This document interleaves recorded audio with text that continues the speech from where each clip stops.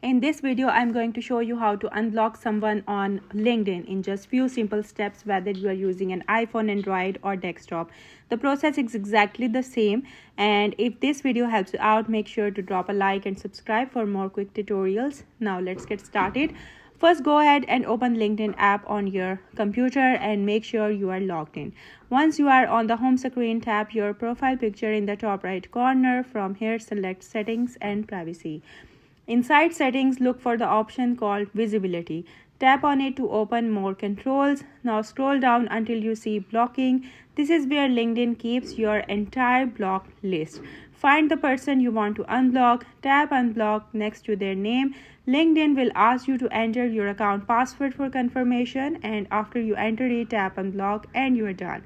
Keep in mind, once you unblocked someone, you cannot block them again for 48 hours. Also, unblocking does not automatically reconnect you with that person. If you want to reconnect, you will need to send a new connection request. And that's it for today's video. I hope you liked the video. Thank you for watching.